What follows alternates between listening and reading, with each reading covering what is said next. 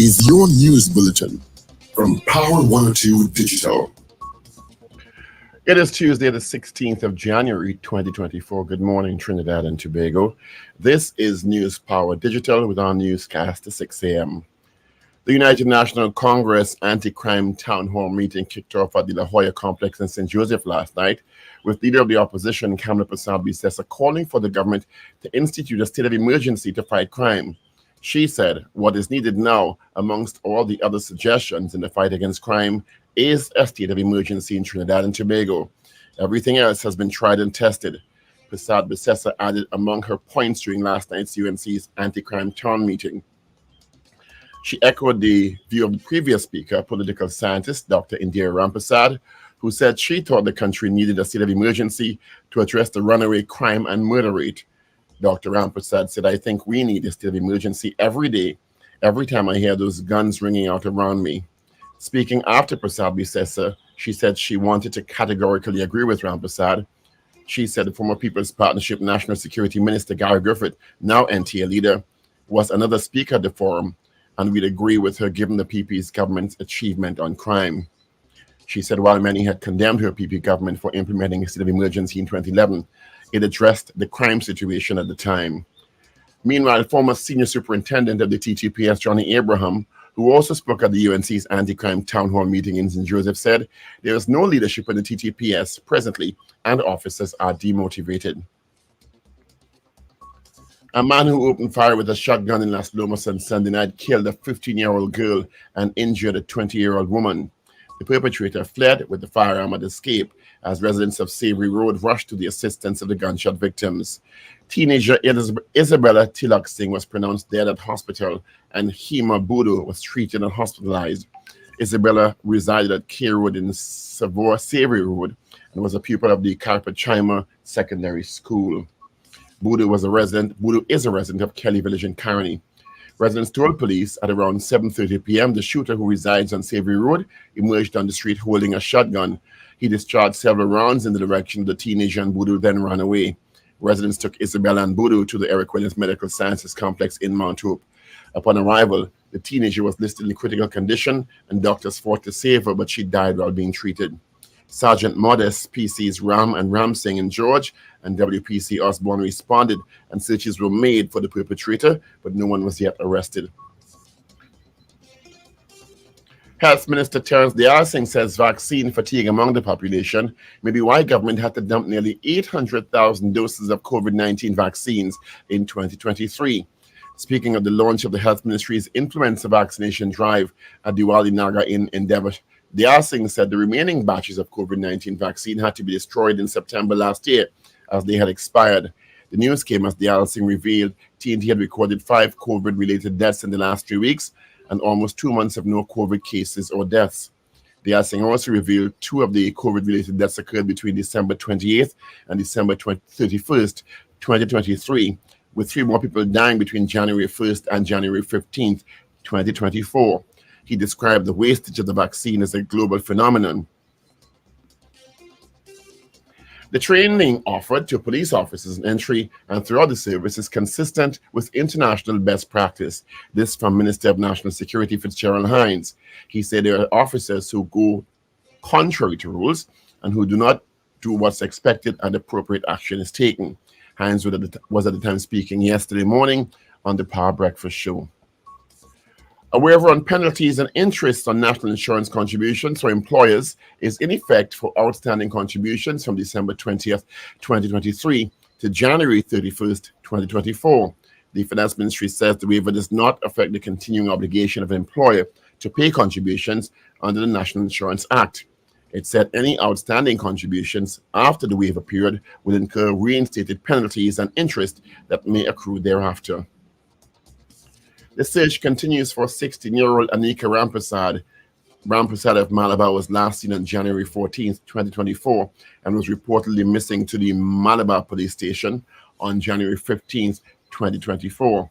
She's of East Indian descent, approximately 5 feet 6 inches in height, light brown in complexion, slim built, and has a long red blonde and black hair. She was last seen wearing a pink top, a pair of white long trousers, and a matching pair of sandals. Anyone with information on the whereabouts of Anika Rampersad are asked to contact the Malabar Police Post at 643-2358 or 800-TIPS, or contact the police service at 555-999-911 or call any police station. Development challenges and opportunities in Latin America and the Caribbean will be among the issues discussed when the Inter-American Development Bank, IDB, invests its annual Board of Governors meeting in the Dominican Republic this coming March. Additional issues ranging from tackling climate change to ensuring equitable and sustainable growth and reducing poverty and inequality will also be on the items addressed. The IDB says the March 6th to 10th board meeting are the top decision-making bodies comprising finance, economy ministers, and other leading officials from Latin America and the Caribbean. And finally, economist Mohamed El Arian says inflation is at risk on rising again following attacks on ships using a vital trade route through the Red Sea. He said while disruptions on shipments was not as severe as during COVID-19, he warned it would push up prices and hit economic growth in several countries. Several shipping firms have stopped vessels using the Red Sea route after attacks by Houthi rebels in Yemen. Last week, the US and the UK launched military attacks against the Houthis. And that is news to 6 a.m. right here on News Power Digital. We'll have major news coming your way at 7 a.m. Good morning.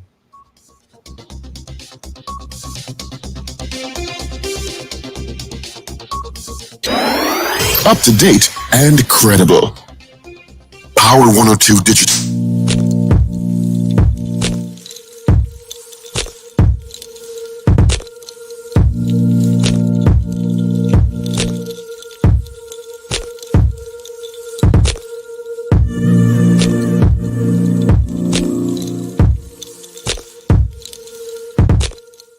Of January 2024. Thank you so much for joining us on the Power Breakfast Show on Power 102 Digital. Of course, on the show this morning, it's all about the R's. We just heard from Paul Richards with our news brief. We'll hear him again for major news at 7. We'll hear from Richard Raghubar Singh. We got Ruben. We got Shane. And of course, my name is Steve Khan. Wendell is off today. Let's get straight into the WTs, see what's happening on our highways and on our byways at this time. San Fernando, got nothing to tell you about. Just after Freeport towards Sugargonis, that main road is beginning to build. And Charlieville towards the interchange, you got some volume, and volume is going to take you straight into Port of Spain. Approaching Piarco Lights, you've got some traffic. Trinidad City to UE, then Currap in the Port of Spain, you'll pick up some volume heavier just after Barataria. All right, quickly, let's take a look at the W's. It is 25 degrees at Piarco International Airport, 26 at Crown Point in Tobago. What the Met Office is saying our weather is going to be like for today. Let's check it out. Let me just do a refresh. I checked it earlier on. And let's see. They updated it now. Mostly fair, breezy, windy despite few brisk showers, interruptions. All right. Clear and cool night with a gentle breeze. Maximum forecast temperature for both islands, 31 degrees Celsius. Of course, check in some temps. Let's start out in the big TO. Yeah, they got some snow and -10. That's cold. 23 in Miami, 19 in Orlando, -3 and snow in New York. Atlanta, you're drizzle at 4 degrees. London, you're at zilch, 0 and sunny. Tampa, 20. Washington, D.C., -1 and snow. Of course, I got a picture from Chris Toussay this morning. Lot of snow. All right, so that's some temps across our listenership. Let's say good morning going out to Paul Richards. And of course, let me extend birthday greetings to Mommy. Happy birthday, Steve. Good morning, everyone. Morning, Pablo. What's happening? Well, lots happening as usual. Yeah, big party by you later? No.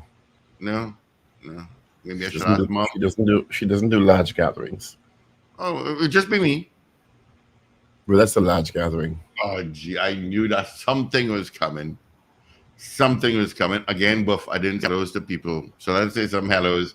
Those that messaged us this morning. Oliver Man Warren, good morning to you.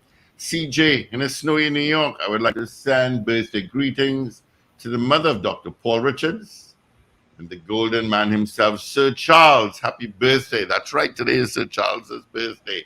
Wayne B. in Covenant, Georgia. Wendy and James. Good morning to you, Wendy and Mogains. DJ Ray out in Tampa. Boy Bedesi. Rena Boodoo Jennings. Seems like COVID is rearing its ugly head again. Seems that way. Marcia Rock out in Florida. Carol Guevara. Carol Joseph. Good morning to you, Carol. Brenda Isaac. Randy Kelly. Maria Celia. Kerwin Duke. Good morning. Dennis Passad. Anthony Tinto in a cold, snowy Ontario. Beefy Smith out in Tobago, Trinidad, Margo. Ray out in West Palm Beach, Florida. And there's a new one. Everslick Vibes Overload. Oh, your parents really didn't like you. Says good morning. All right. And of course on WhatsApp. Good morning to you, Val. Good morning, Dan Raj. Good morning, Sunny. Thank you so much for the greetings. First thing this morning. Well, the big news coming out yesterday, there were two big stories. One really tragic, where a 15-year-old girl was shot and killed. Yeah, boy, got shot in the head. Attacking Las Lomas. I don't know what to say about these criminals anymore. I don't know. They don't care about children or women. They just, when they're on the rampage, they don't care about anyone. Yeah, care about anybody. You know, and so that is Isabella Tilaxing, who was shot along with Hema Boodoo, Savory Road. You know, and the gunman just opened fire in Kelly Village in Carney. It is alleged it was over a football game. And where did you read that information? I read that on a news thing this morning. Was it A news thing where? I think it was The Guardian. Yeah, anyway. But yeah, a 15-year-old. I don't know. And speaking of crime, the UNC held its first anti-crime town hall meeting last evening. Yeah, La Jolla and St. Joseph. Yep. At the Eric Williams Auditorium. On the main panel were Leader of the Opposition, Kamil Prasad Bisesa, NTA Leader Gary Griffith, Dr. Indira Ramprasad, Dr. Hubert Daisley, and Johnny Abram. Remember that name? Yeah. He was a former senior superintendent. I think he's retired now. And he had some very direct messages for the leadership in the country, and I guess the police service. He did not pull any punches. This is what he had to say. I'm a retired senior superintendent with over 40 years experience. And I can safely tell you that when I was in charge of Central Division, the people could have slept with the house open. I will go on national television and I will warn the criminals to stay out of Central. And if they do come and they leave to tell the story, there's another story. And there is no leadership in the police service. And if the media pick it up and they want to chastise me, they could go ahead. I could stand up and say that anyway. And the reason for that is because some persons went and get elevated because of friendship, because of clique. Correct. I don't want to use all those words. While I was on the ground fighting crime, they were studying. If you don't have a leader, you can't have followers. And without all proper security in a country, you can't have no investment. They have no motivation in the police service. And on top of that, 4%. Under the leadership of Ms. Kamala Prasad Bisesa, 14%. They get it back pay in 6 months. $1,000 extra on their salary. They was motivated more than ever. And I could keep going on and on and on. But the whole thing is that we must take back this country, and in order to do that, the police service have to have proper leadership and persons who are willing to make that sacrifice to work night and day to bring back this country to peaceful. Thank you. Now, of course, he was taking direct shots at Mrs. Hayward Christopher as the Commissioner of Police. And didn't hold any punches about what he feels are the issues facing crime fighting in the country. He said the police service is demotivated and it lacks leadership. Mrs. Prasad Bisesa and Dr. Indira Prasad both said that the country needs a state of emergency to fight crime given where we are today. Gary Griffith, former police commissioner and NTA political leader, said that criminals should be treated as terrorists because of the impact they're having on society. So it is going to generate a lot of conversation in the coming days. And I applaud the UNC for having those meetings. Yeah, in the absence of the meeting between the government and the opposition, which by now we know will never happen. That's not going to happen. I applaud the UNC for having those meetings. Yeah, people are going to say they're politically directed, and there is always going to be an element of politics in it because it is the opposition and Gary Griffith and whoever else. But I applaud the initiative of having meetings in that kind of forum to talk about crime with the population and interface with the population and seek the public's interventions in that. I applaud it. I think it's a good idea. The less politics they can inject into it is great, but I think it's a great opportunity to have a kind of discussion about crime, which is the #1 issue facing the country. I don't know how often they're going to have them and who the other guest speakers are going to be, but I think it's a good initiative. And I think the government should take note. Whether or not there should be a state of emergency, that'll be the subject of our question this morning. Yep, that'll be our question this morning. You know, and yeah, I applaud the initiative. At least we have to shift the conversation and the dynamics about crime in this country from just getting up every morning and talking about who was killed and who was shot and who was robbed and what home invasions there were, to a different kind of dynamic, because right now the criminals are unfortunately winning. And we spoke to Minister of National Security Fitzgerald Hines yesterday, and I will tell you, I didn't leave much more confident than before the interview. I did not leave that interview feeling a lot more confident. And I'm being very benign and mild in saying that. I think it's a lot of talk, and very little results. And are very, very good at deflecting what is this causing it and that causing it. We know all the causes of crime all over the world. Sociologists have documented the causes of crime for decades. The issue is not finding what the causes of. We know the causes of crime are. The issue is effective law enforcement and intervention and criminal justice system mechanisms. Okay? And clearly, we have an issue with the effectiveness of the police station. It is not only so-called the limitations on laws. It is the police service is not an effectively run organization. End of rant.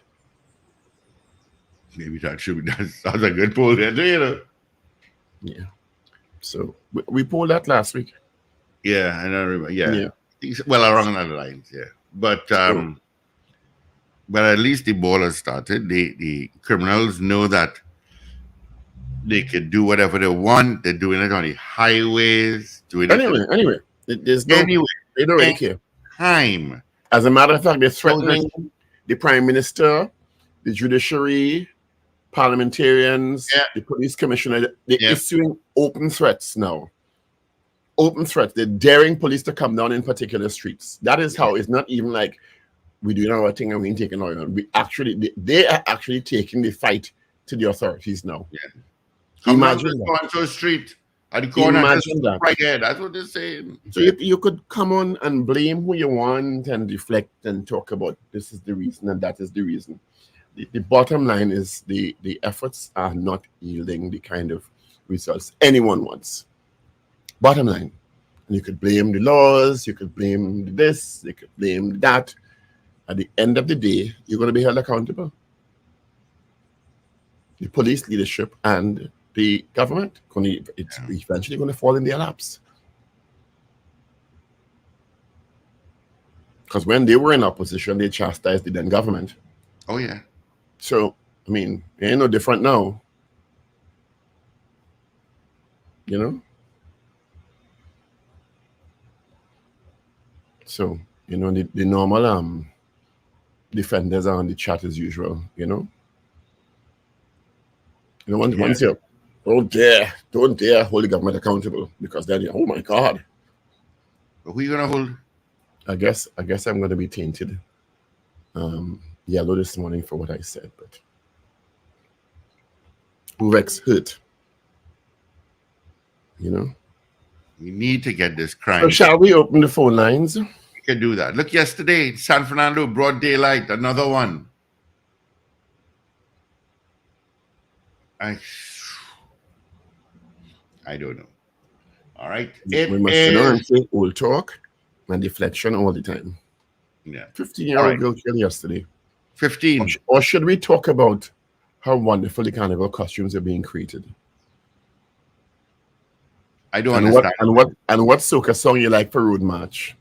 That's what we should talk about. Yeah, Bill, what soca song you like for Road March? Yeah. Let's talk about what song you like for Road March and you know.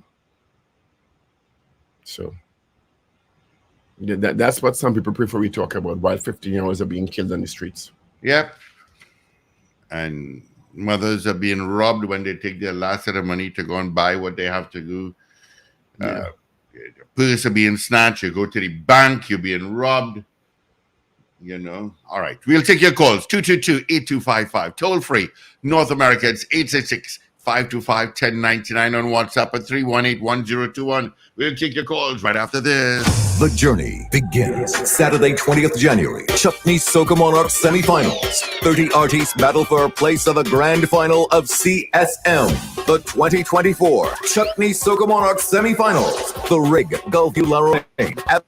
Free to the public. Message 789-3874 or email southexevents@gmail.com. CSM 2024, sponsored by National Carnival Commission, B-Mobile, Harrier Suites, Media Partners, Boom Champions, Lit 102.3, Power 102, IETV, Social Media Partners, Masala Entertainment, and West Indian Chutney Music. Brass fans, get ready for Carnival Monday night. We are back. Brass Bacchanal. 10 outstanding brass bands, all vying for combined prize pool of $500,000. What a thrilling musical showdown. A spectacular event hosted by the National Carnival Commission. Carnival Monday night, February 12th. The festivities kick off at 9 p.m. at the iconic Queen's Park Savannah in Port of Spain. The energy promises to be contagious. Performances unforgettable. Secure your tickets now at Chase stores nationwide, Java Nation, Port of Spain, and Food Hall of Piaco Plaza, NCC Box Office, Queen's Park Savannah, and online at islandetickets.com. Brass Bacchanal, where energy equals contagion. All right, that's happening Carnival Monday night. All right, so our lines are open. Let's get some calls. Good morning, caller. Good morning. Paul, are you hearing me? Yes. No. Nadia? Yeah, go ahead. Yes, I'm hearing you. Go ahead, please. Paul, I would like you to do me a special favor. Mm-hmm. Never in your life again interview Fitzgerald Hines. No, that's not going to happen. I can't promise you that. The tolerance to listen to. You would spend an hour talking to Fitzgerald Hines, and Fitzgerald Hines might answer 6, if so much, questions. Because he takes 20 minutes to answer one question. Talk, and still never answers the question. Richard Raghubarsam asked him one simple question. I forget what it was now. And Fitzgerald Hines went all around the mulberry bush to come back and still not answer that question. He has the gift of gab. He can real talk. All right. And if you have any sense, you realize, but wait now, he answered the question. Yes, he talk. No, talk. you have to remember, Lincoln, which is something I've learned a long time ago in broadcasting. You can but ask the question, and you cannot force the answer that you want out of somebody, and there's a particular answer you seem to want. So, the minister is very good at deflecting and all of that, but you can't force an answer that you want out of somebody. I saw you kept trying to pull him back on track, but he kept telling you, well, allow him to finish answering, and he talking and not answering, and you kept trying to pull him back. I saw what you were trying to do. So this is why I say it don't make sense talking to the man. It makes no sense. He is the Minister of National Security, so we cannot not talk to him. You mightn't get the answers you want, but we have to still try to get the answers on behalf of the listening audience. Isn't there so much we can do, Lincoln? Yeah, I commend you all for the patience that you all had to endure through that. I really do, but it was horrible to listen All right. to. Thanks, Lincoln. Got some other calls coming through. Good morning, caller. Hi, good morning. Morning, Carol again. Right. Guys, on the heels of the bashing of the police by Johnny Abraham and whoever, this morning I want to commend and say thank you to a couple of police officers, 2 police officers who was on the scene of an accident yesterday morning. My young relative was involved in an accident, and thankfully there were no injuries, but she was very, very much traumatized and scared and shaken up. And these 2 police officers, I don't even know how to say it. They helped her and they guided her as to, what to do. And the female officer treated her like a mother and gave instructions for us, the relatives who were there, so what to do and, where to go and how to get it done. And very, very, very professional, very, very strict, but not shouting at you or anything like that.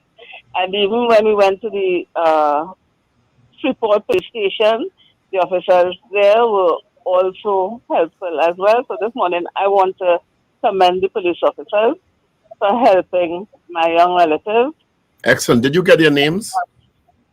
No, I didn't get it. I got the name of one officer at the Freeport police station, Constable Paris, but I didn't get the 2 officers on the highway. I didn't get their names, but I just want to say thanks. Good stuff, and let's give them a round of applause and congratulate them. That's good. Thank you, Carol. That sounds like applause. Yeah, 222 talk. The worst applause effect you ever hear. Oh my Lord. But yeah, 222 talk, 222-8255, toll free 866-525-1099. Yeah. Good morning. Good morning. Morning. Time has been going on. I was thinking about that state of emergency. I think that they should really have a try, give it a try and see. What's that? To lock down the place at a certain hours. Or state of emergency you're talking about. So you agree with the call? Yeah, but then the women day and night, so I don't know if it's gonna work. They stop robbing in 4 and 5 hours. Whole day they're robbing. So I don't know if it's gonna work or not. Thank you. Did you also see the video yesterday, Steve, being circulated with videos about officers carrying out an operation? What do you call that? Just as they come over the flower into police. That's John John? By Riverside Plaza just before there. What do you call that? I forget what you call that. John John? John John. Yeah. And seeming to arrest a couple people and one woman, you mean yes, the video in the towers, yes. Okay. Yeah, by the towers there. Yeah, and the woman came and was cursing the police. They seemed to have arrested her too. And I don't know, maybe they were looking for some people in gangs or whatever. So I don't know what. I understand that they went to the home of someone they arrested over the weekend, a so-called gang leader, where they found a gun and ammunition. and they went to search the individual's apartment, and where they did not find anything. Clearly, he's a smart individual. He's not going to invade his house. And these individuals were, as they call, obstructing the police from doing their jobs. So that's I don't know. I know. We have a lot of call, Paul. Let's get straight into it. Good morning. Oh, today all my lines are lit up. Short and sweet. Good morning. Morning. This is big guy. Yeah, big guy. Yeah. Dr. Paul and Richard, I really appreciate the questions you all asked the minister yesterday. But as you all know, you don't get a straight answer from him. He keeps going around the mulberry bush, and he doesn't really answer your question. The problem, one of the problems is, I'm going to take quick. With Trinidad right now is parties. And I'm going to use two aspects, party politics and party carnival. Okay? One, they wouldn't go against the government and stand up for their rights because of they back the party, the government in power. And two, I mean, they go against, I don't mean physical, and two, we have Carnival, then we have the cool down, then we have Easter, then you have birthday. So maybe they will deal with it next year, Carnival, not this year, But it's time that Trinidadians stand up and do something about this crime situation. And I applaud Paul, Dr. Paul. I agree with you with what the UNC is doing. And that's all I got to say right now. You all have a beautiful day, gentlemen. All right. Thank you. How's the snow? Plenty? I'm driving through it right now. The roads are wet, but they salted it. So it's good to drive, but it's still going to take a time. Yeah, they salt. Well, that's good. All righty. Take your time. All right, be safe. yeah. Good morning. Good morning. Hey, morning, Mr. Khan. Morning. Richard Good morning, Mr. Patrick. I'm a next partner with him. Richard Raghubasin. Mm-hmm. You know, when you sit down outside, you go on the road, you're going to take a little lime and thing. And every time you see a car pull up, every time you see strange people walking a place, everybody get agitated. You know that, right? Yes. But it's jumpy. Well, I don't know I'm on the blocks, but I could imagine people on blocks now. A car pull up on the stone, a window goes down, you get very nervous. I go in a nice little hangout place, a little bar, a little wedding, a little party, something, people car pull up. Everybody looking around because the thing reached to a point now that they're shooting people in a hotspot again. Anywhere. Anywhere, anytime. Anyway, anytime, any place. They care who are wrong and all kind of thing, right? But how we will deal with a matter like that, boy? When we don't have, I find they supposed to have a thing anytime it have a gun around, some signal come out, you know. You know what I said? Well, when we invented technology, we'll let you know. It's supposed to have anytime we have a gun in the area, some signal will come out. And Really? I'm trying to ask myself a question. When I was up New York the other day, the man, he said they shoot a man in Trinity Mall and nobody locked down the mall, nobody locked down the car park. You're absolutely well. They locked down the part of the car park around where the shooting took place, but then we've heard nothing about that situation since it happened. Gone in the wind. He said the man come on the TikTok and say what he had to say and ting. He said freedom of expression and speech and big shooting and nobody else, they locked down the mall. The next one in Long Sukla Mall, they locked down the mall, either they locked down nothing. No. So these are like though they could shoot people around and get away easy. That's in a little 2x4 country. Well, I asked about the CCTV cameras yesterday, and they said, "Well, we have some on order." And I just, what are you going to ask after that? Yeah, what could we ask after that? I see on Cane Farm Road, I see they put a set of cameras on all them areas and things. On Cane Farm Stretch and things. Very good. Cameras and things, but I know they're working. I hope they maintain them. But we had to do something to address the situation. We got a lot of people who just come for Carnival, they come in here. Yeah, I know something. They ain't coming here, and the court system and all. A man have 15 charges and he getting bail. That's another thing. Right? No, our father man, he said it now, in Los Angeles, have a lot of gangs. gangs, right? How we do deal with these gangs? Do we invite them to our forum and sit down and talk with them and try to work with some of them for them to change their habits or something like that, right? Or we say it's a 42 gang and that's all? If you know they have gang, it's always a gang unit. Well, they have a gang unit in the police service. Huh? They have an anti-gang unit in the TTPS. Yeah, but nobody know how they function. The authorities seem to think they're functioning effectively. Is that a gang in the police service, you know? Yes, there is. So at the end of the day, the corrupt officers who are aiding and abetting gangs in the country are part of gangs. So the man say that it's a corrupt police who getting paid from the cartel. And plenty people, everybody know that. People know that. You don't see them around with a big goal to play this and what about? Yeah. You understand?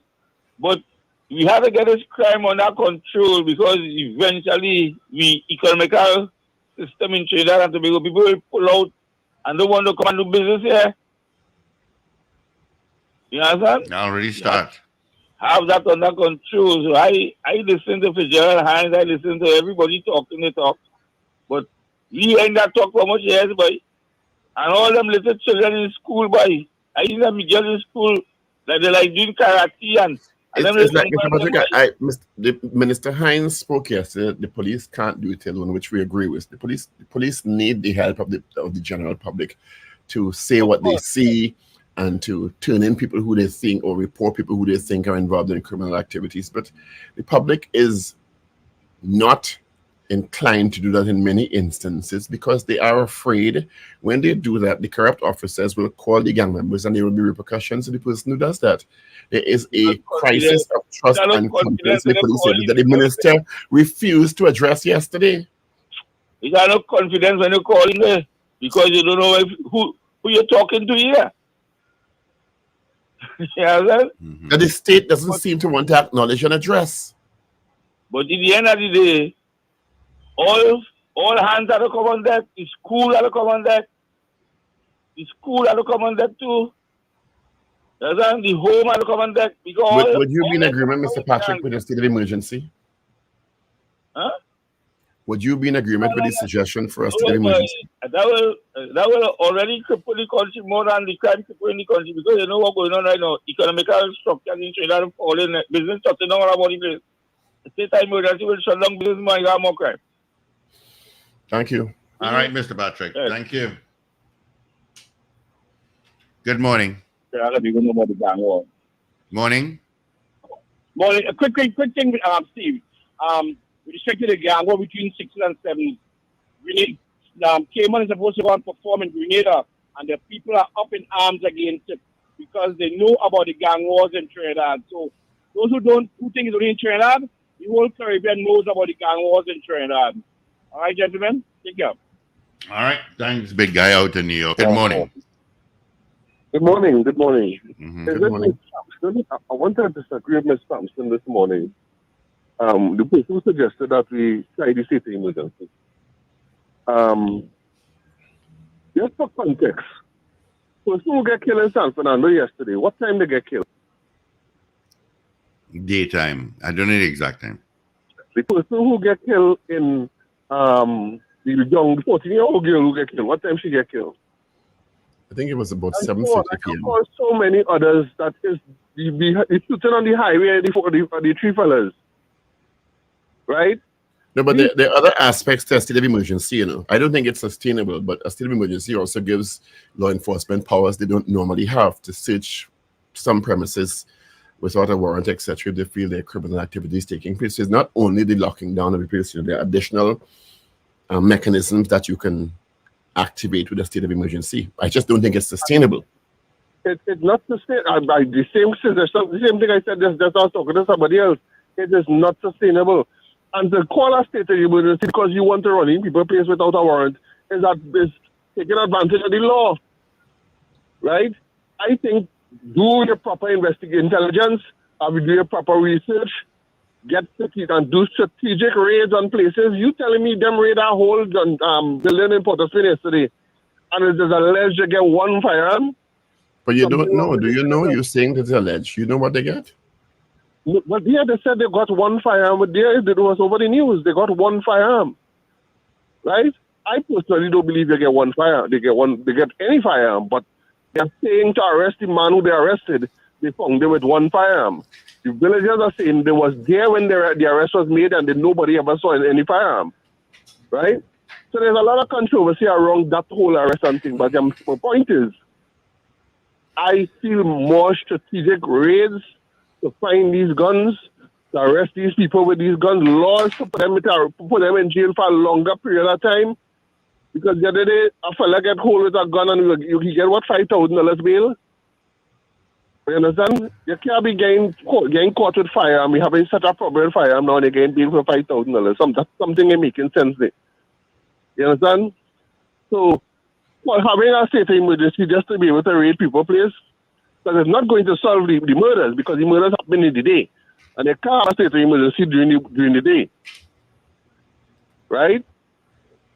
So for the arbitrary thing, the bypass, by the way thing that has the benefits that a state of emergency might have, I don't think it's justifiable. Thank you. You know? All right. I'm a retired Thank you. superintendent with over 40 years experience. And I can safely tell you that when I was in charge of Central Division, the people could have slept with the house open. I will go on national television and I will warn the criminals to stay out of Central. And if they do come and they leave to tell the story, there's another story. And there is no leadership in the police service. And if the media pick it up and they want to chastise me, they could go ahead. I could stand up and say that anyway. And the reason for that is because some persons went and get elevated because of friendship, because of clique. Correct. I don't want to use all those words. While I was on the ground fighting crime, they were studying. If you don't have a leader, you can't have followers. And without all proper security in a country, you can't have no investment. They have no motivation in the police service. And on top of that, 4%. Under the leadership of Ms. Kamala Pasabi Sesta, 14%. They get it back pay in 6 months. $1,000 extra on their salary. They was motivated more than ever. And I can keep going on and on and on. But the whole thing is that we must take back this country. And in order to do that, the police service have to have proper leadership and persons who are willing to make that sacrifice to work night and day to bring back this country peaceful.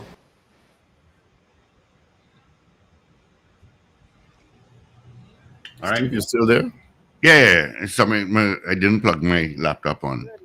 Morning, Ms. Sampson. Good morning. I did mention that the bandits running during the day also, and just to try to give the thing a chance. It's not that bandits out day and night. Anyhow, these meetings with the UNC, I find it a good idea. But if the meeting is for bashing like the fellow who talking there about pay and all this nonsense, it's just not gonna make any sense. Like I have been saying for the longest while.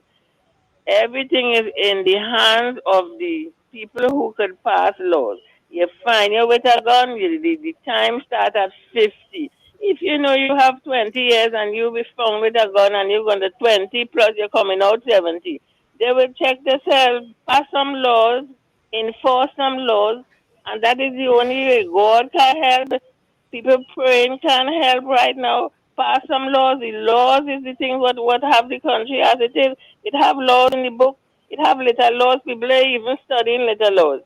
It have supporting law. They even implement laws, and the country will be much better. Pass some laws. You meet you with a gun, 50 years, $10,000. Put something in place to deter the bandits. the state of emergency mightn't help, but if you know you're going in for 50 years, you will behave yourself. And who bringing in the guns? Find out who bringing in the guns. How much gun shop it have in Trinidad? There's where they need to focus with the judicial system. Thank you. Have a good day. All right. Thank you, Ms. Sampson. Paul, you want to go through the headlines? I don't know where Rich is. It is 14 minutes before 7 o'clock. Let's take a look at the trending stories in your Guardian, Express, and Newsday Online. Starting with the Express Online, Kamala backs state of emergency. A state of emergency is needed to combat crime in TNT, so says leader of the opposition, Kamala Basal-Bissessa, as the UNC kicked off its anti-crime town hall meetings in St. Joseph last night. Carnival virus warning, increased COVID-19 cases and deaths locally, as well as the onset of the influenza season, has led Health Minister Terence Dayal to encourage face masks. Trouble brewing over vending ban, talking about no more vending in High Street in San Fernando. Teenage girl shot dead. 15-year-old schoolgirl gunned down. Third lane coming for highway to San Fernando. Gary goes after ex-police service commission chairman in court. Let's move now to the Newsday Online.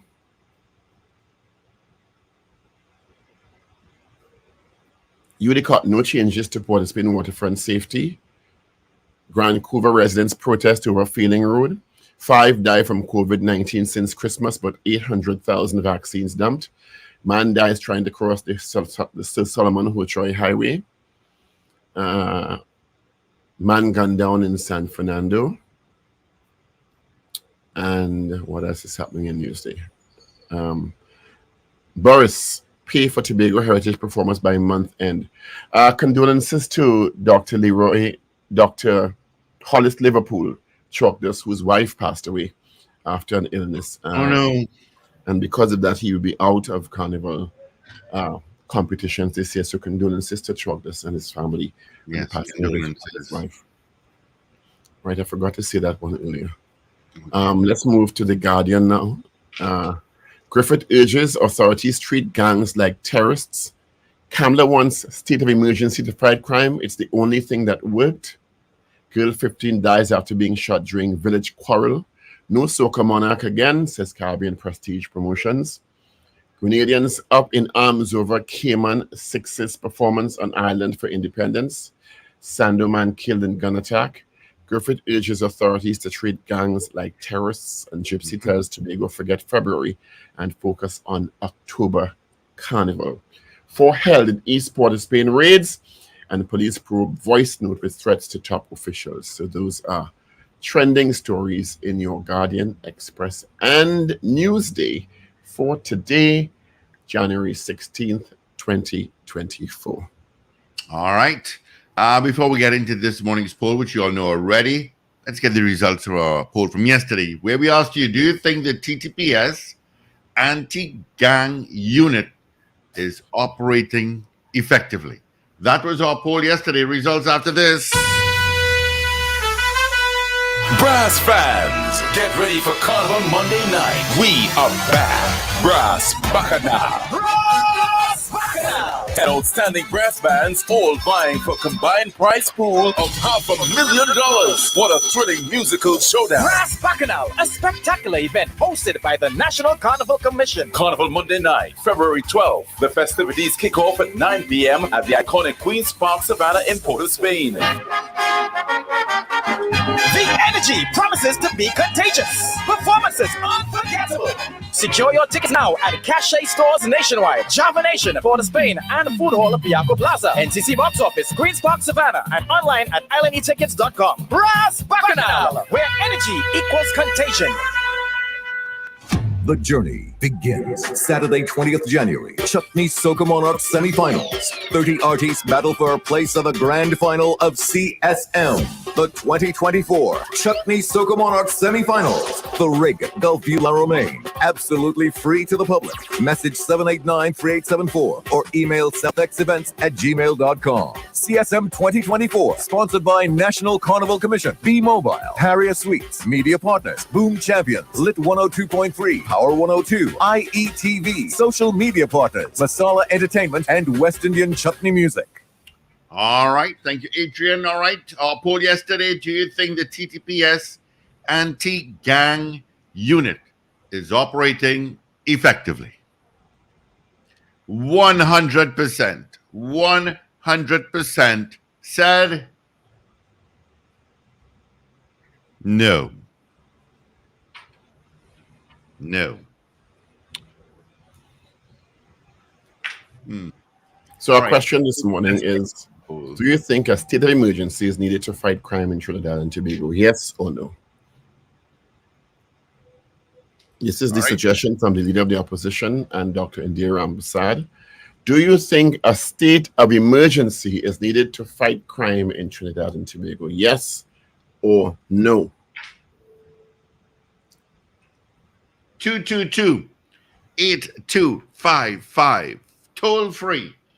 North Americans, 866-525-1099. Let me know on WhatsApp at 3181021. All right. Do you think a state of emergency is needed to fight crime in Trinidad and Tobago? Yes or no? Ooh, here we go. Let's see. Good morning, Mrs. R. CPT Singh, good morning. Wayne B says no. All right, Wayne, I have to write, or you write it. Boy BDC says yes. Yeah. CPT Sunny says no. Sunny says no. Yeah. Val says no.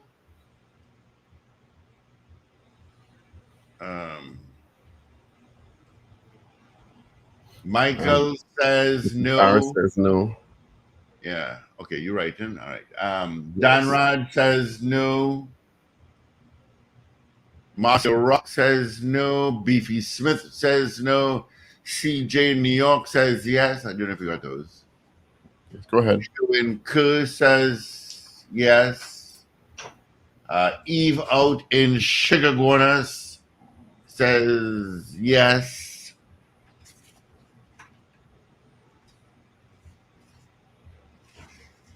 Kazim Mohammed says no. Yeah. Morgan says no. Morgan says no. Josie Richardson says yes. Kenny in Harlem says no.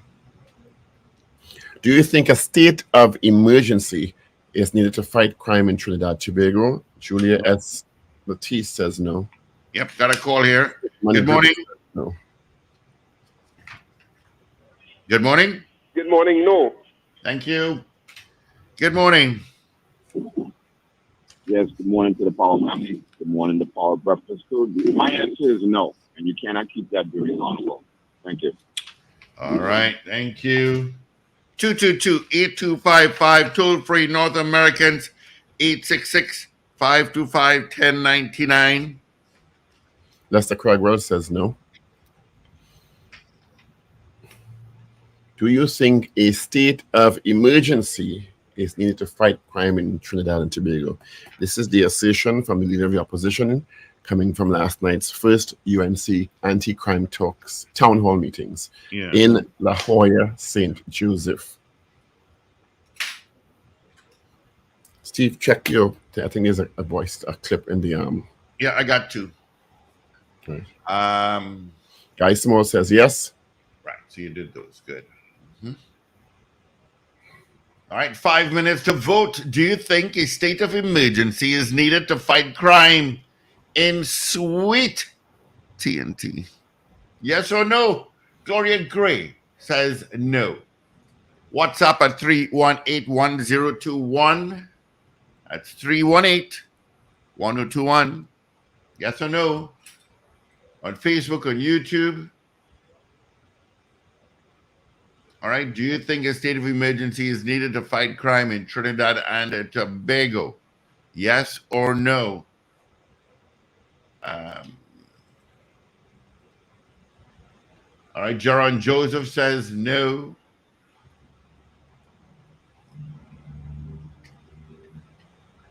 Let's see. Carol Guevara says yes. CPT Singh says no. Mrs. R says no. All right, that's via YouTube. Thank you so much, guys.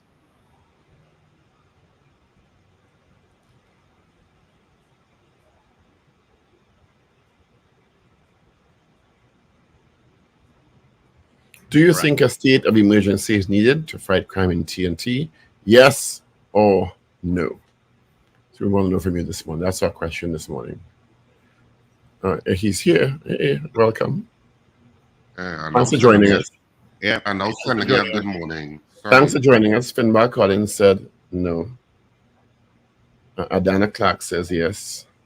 Khaled Cooper says no. Thanks for waking up. Yeah, sorry to be late this morning. And it's cold where you are. Oh, well, no, not really.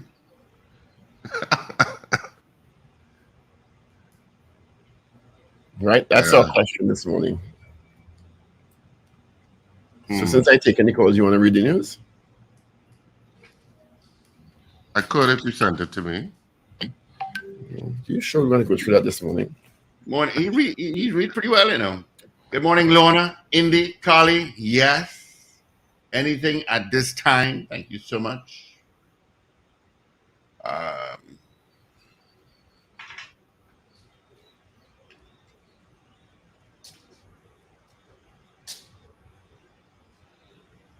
What am I seeing, Steve? My computer just went off by itself and came back on, and now I cannot get my virtual background up. I don't know why. So, no background, no video? No, don't like how it looks. But we look at you every morning and we put it, so I wish your background going to make much difference. All right, one sec. All right, any more? Did Richard lose a fight? Yeah, it looked like somebody beat him up this morning. Yeah, it looked like somebody really beat you up this morning. Like somebody ripped up your clothes. Yesterday, you're pale now, like you have no light. No, I didn't put up the lighting this morning. Because I was so late. You late? Never. I can't believe that. That's unheard of. I was so late, I didn't put up the lighting this morning. Kathy Ann says no to the poll.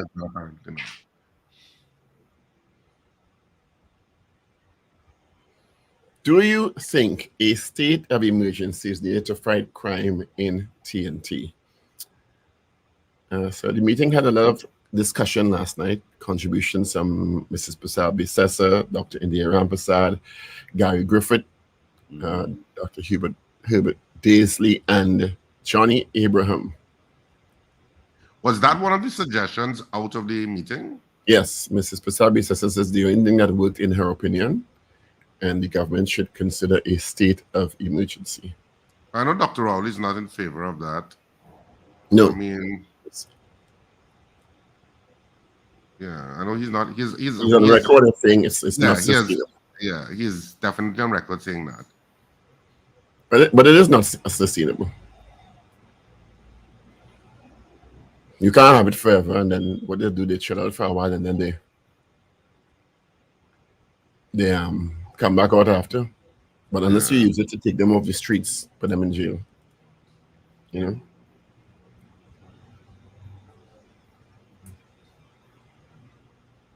And Finbar Collins said it didn't work here. It's not working in Jamaica.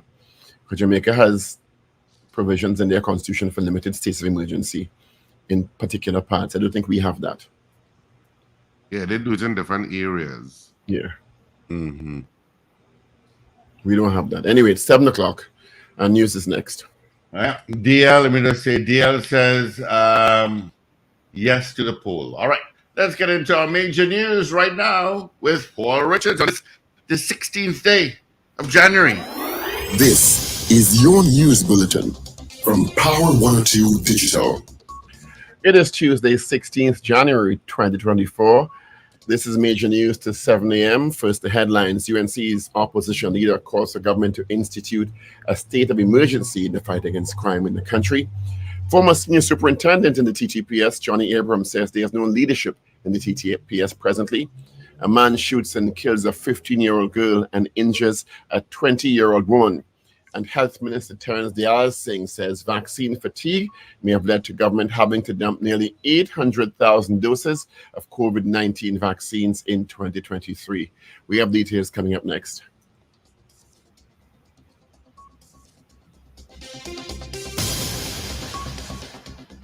This is major news to 7 a.m. on News Power Digital. Good morning. The UNC's anti-crime town hall meetings kicked off at the La Jolla complex in St. Joseph last evening, with opposition leader Colonel Prasad Bisesa calling for the government to institute a state of emergency to fight crime in the country.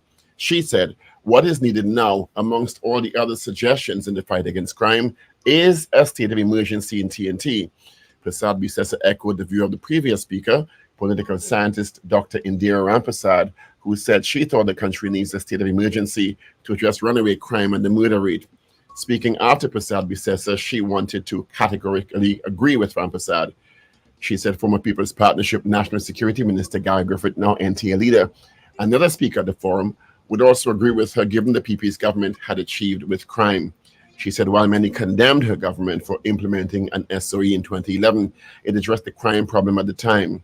Meanwhile, former senior superintendent in the TTPS, Johnny Abraham, who also spoke at the meeting, the town hall meeting in St. Joseph, said there is presently no leadership in the TTPS and officers are demotivated. My name is Johnny Abraham, a retired senior superintendent with over 40 years experience. And I can safely tell you that when I was in charge of Central Division, the people could have slept with the house open. I will go on national television and I will warn the criminals to stay out of Central. And if they do come and they leave to tell the story, there's another story. And there is no leadership in the police service. And if the media pick it up and they want to chastise me, they could go ahead to stand up and say that anyway. And the reason for that is because some persons went and get elevated because of friendship, because of clique. Correct. I don't want to use all those words. While I was on the ground fighting crime, they were studying. If you don't have a leader, you can't have followers. And without all proper security in a country, you can't have no investment. They have no motivation in the police service. Retired Senior Superintendent Johnny Abrahams. A man who opened fire with a shotgun in Las Lomas on Sunday night killed a 15-year-old girl and injured a 20-year-old woman.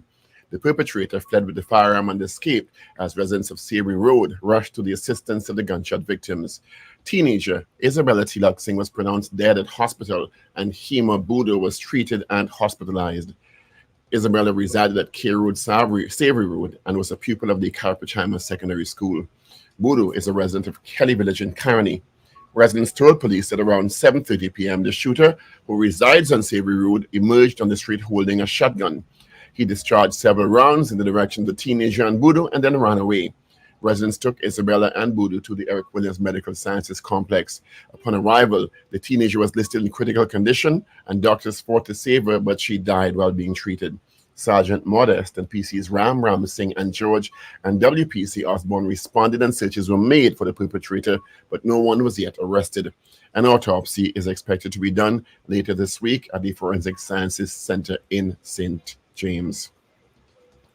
Health Minister Terence Dayal Singh says vaccine fatigue among the population may be why government had to dump nearly 800,000 doses of COVID-19 vaccines in 2023. Speaking at the launch of the Health Ministry's influenza vaccination drive at the Diwali Nagar site in Endeavour, Chaguanas, Dayal Singh said the remaining batches of COVID-19 vaccine had to be destroyed in September last year as they had all expired. The news came as the Alsing also revealed TNT had recorded 5 COVID-related deaths in the last 3 weeks, almost 2 months after no COVID cases or deaths were reported. The Alsing revealed 2 of the COVID-19 deaths occurred between December 28th and 31st, 2023, while 3 more people died between January 1st and 15th, 2024. He described the wastage of the vaccines as a global phenomenon. He noted people were just not coming forward for more COVID-19 vaccines.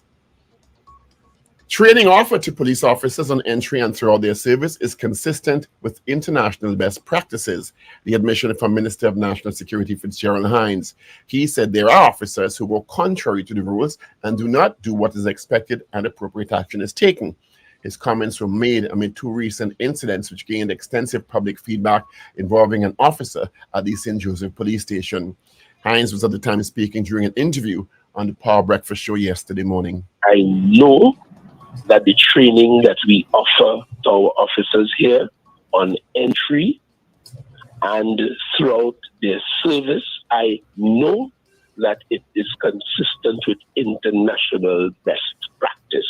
That behavior from St. Joseph Police Station, which as Minister I spoke on, the Commissioner spoke and acted on, was the behavior of an officer that is not consistent with international best practice, not consistent with the policy of the Trinidad and Tobago Police Service, not consistent with the regulations of the police service, and as a consequence, the Commissioner and her leadership immediately acted to have that officer disciplined, as officers are when they go contrary to the rules. A waiver on penalties and interests on national insurance contributions for employers is now in effect for outstanding contributions from December 20th, 2023 to January 31st, 2024. The Finance Ministry says the waiver does not affect the continuing obligation of an employer to pay contributions under the National Insurance Act. It says any outstanding contributions after the waiver period will incur reinstated penalties, and interest may accrue thereafter. The search continues for 16-year-old Anika Rampersad. Anika Rampersad of Malabar was last seen on January 14th, 2024, and was reported missing to the Malabar police station on January 15th, 2024. She's of East Indian descent, approximately 5 feet 6 inches in height, light brown in complexion, slim-built, and has long red, blonde, and black hair. She was last seen wearing a pink top, a pair of white long trousers, and a matching pair of sandals. Anyone with information on the whereabouts of Anika Rampersad is asked to call the Malabar Police Post at 643-2358 or 800-TIPS, or contact a police station at 555-999-911, or call any police station. In international news, economist Mohammed El-Erian says inflation is at risk of rising globally again following attacks on ships using a vital trade route through the Red Sea. El-Erian said while disruptions and shipments were not as severe as during COVID-19's pandemic, he warned it would push up prices and hit economic growth in several countries. Several shipping firms have stopped vessels using the Red Sea after attacks by Houthi rebels in Yemen. Last week, the US and the UK launched military strikes against the Houthis. We end our 7 a.m. newscast with news of the weather back home for the period today through midnight. Trinidad and Tobago, mostly fair and breezy. Windy despite a few brisk showery interruptions. Clear and cool night with a gentle breeze. Winds may gust at times, especially near showers.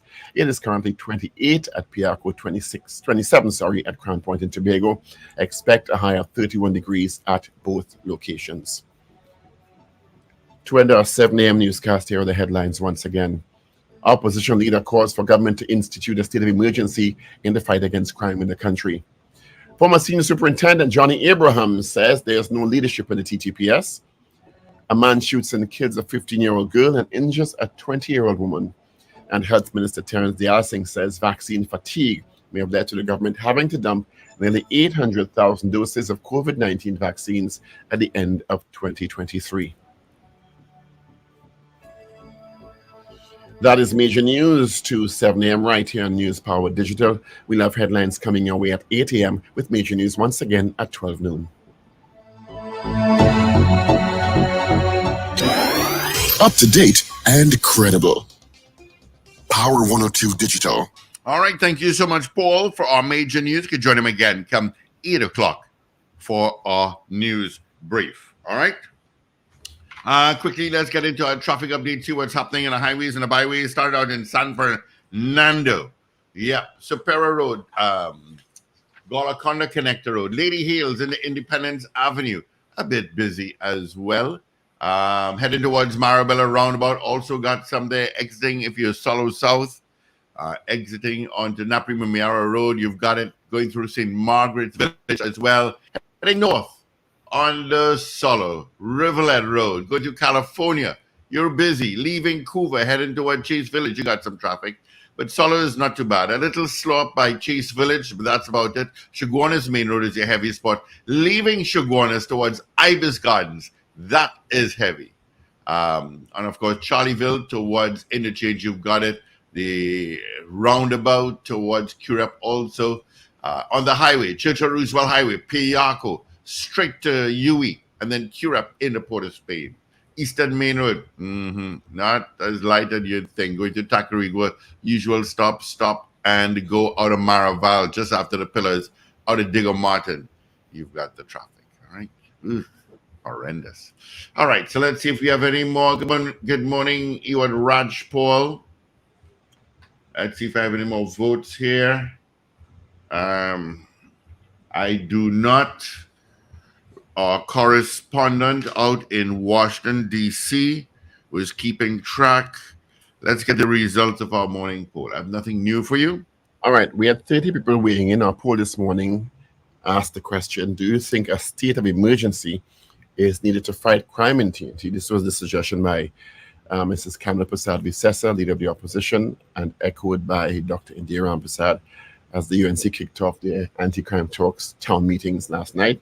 We had 30 people weighing in on the poll. 9 of you said, yes, you agree with a state of emergency being instituted, while 21 of you said, no, you did not agree that a state of emergency was needed to fight crime in Trinidad and Tobago. I agree with the no's because I don't think a state of emergency is sustainable. I think more effective police work is what is needed. There is it. That's it. Leonard Naipaul just added 1, so that's 10. So Chris Ducey actually got, he was pretty close. Chris Ducey was keeping track. He said 10 yes, 22 no. Yeah, so you're muted, Raghubar Singh. Tell me something, was it well attended? Yes, very well attended. Okay. The hall was full and there were people standing at the back even. So I didn't hear any of the discussions and I didn't check out the stream. What I looked at was clips being circulated on social media and digital platforms this morning. And I looked at some pictures online. So the one with, this one is the one that's going most viral. Lieutenant with over 40 years experience. And I can safely tell you that when I was in charge of Central Division, the people could have slept with the house open.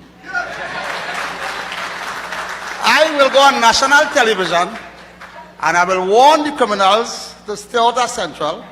And if they do come and they leave to tell the story, there's another story. And there is no leadership in the police service. And if the media pick it up and they want to chastise me, they could go ahead. I could stand up and say that anyway. And the reason for that is because some persons went and get elevated because of friendship, because of clique. Correct. I don't want to use all those words. While I was on the ground fighting crime, they were studying. If you don't have a leader, you can't have followers. And without all proper security in a country, you can't have no investment. They have no motivation in the police service. And on top of that, 4%. Under the leadership of Ms. Kamala Prasad Visesa, 14%. They get it back pay in 6 months. $1,000 extra on their salary. They was motivated more than ever. And I could keep going on and on and on. But the whole thing is that we must take back this country. And in order to do that, the police service have to have proper leadership and persons who are willing to make that sacrifice to work night and day to bring back this country to peaceful. Thank you very much.